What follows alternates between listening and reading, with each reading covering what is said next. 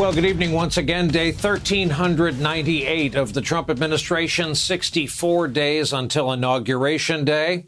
It's been 14 days since the presidential election, 10 days since Joe Biden was declared the winner, and 1 year to the day since the first report out of China that a new and virulent respiratory virus had been discovered. Tonight, Donald Trump, who still refuses to publicly concede his loss, has fired Chris Krebs. He is the Homeland Security official who vouched for the reliability of our 2020 election and who repeatedly knocked down allegations that the count was tainted by fraud.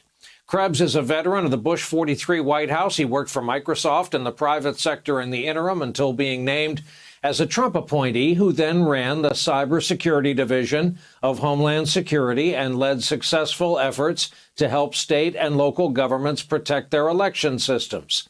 That was his job. By all accounts, he did it well until being fired on Twitter tonight. Late last week, Homeland Security issued that statement calling our 2020 election, quote, the most secure in American history. Well, perhaps that's what set Trump off, because the idea of an historically secure election goes against his current storyline. Trump indeed took to Twitter tonight with more baseless claims, writing in part, quote, the recent statement by Chris Krebs on the security of the 2020 election was highly inaccurate in that there were massive improprieties and fraud. Therefore, effective immediately, Chris Krebs has been terminated as director of the Cybersecurity and Infrastructure Security Agency. Hey, Clint, how do you wrap your head around the following? A guy like Krebs puts out a statement like the one he put out, trying to assure the American people that the election we just witnessed, all the yammering to the contrary, was the most secure in our history.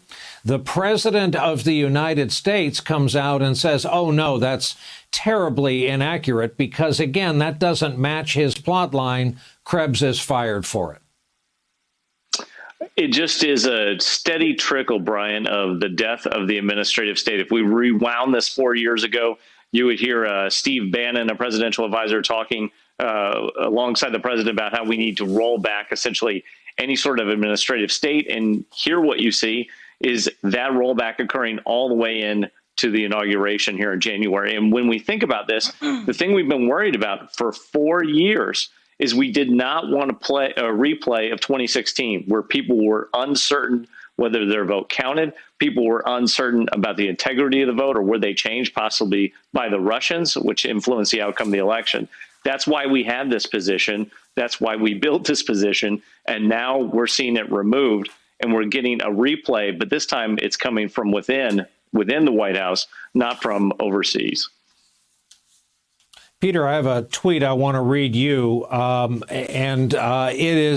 it's from our mutual friend Natasha Bertrand. She writes, one way this could backfire for Trump: as a government official, Krebs had been forbidden from speaking to the Biden transition team.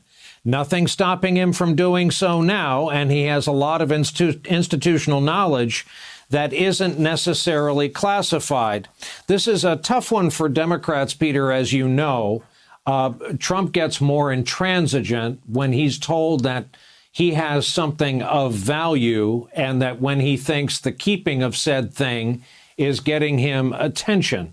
On the other hand, Joe Biden could go all the way to January 20th without an actual sit-down briefing. This is a guy who, if you hand him a blank map of the world, I'm guessing can fill in more than half the nations on it. Yeah, look, the Biden administration has an advantage that other new presidencies coming in wouldn't have, which is that they were only gone for 4 years. Almost everybody in his inner circle has been there before. They know where the bathrooms are. They know where they know how the lines of authority work. They know where to go to get information once they are in there.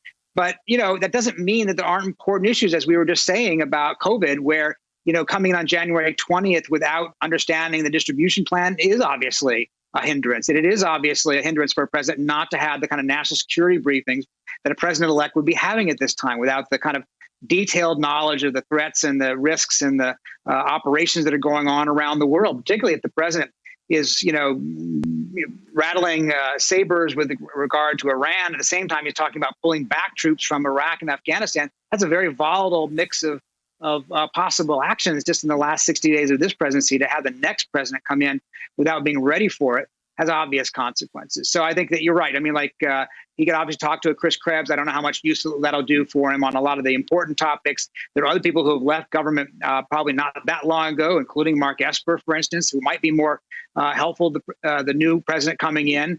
And I think that, one thing that President Trump keeps doing is validating people on the way out the door. By firing all these people, he is helping restore their reputations among people who otherwise might have, been blacklisted by a new administration. Instead, are going to have some credibility going ahead as people who were, punished by the president for telling the truth as they saw it. Hey there, I'm Chris Hayes from MSNBC. Thanks for watching MSNBC on YouTube. If you want to keep up to date with the videos we're putting out, you can click subscribe just below me or click over on this list to see lots of other great videos.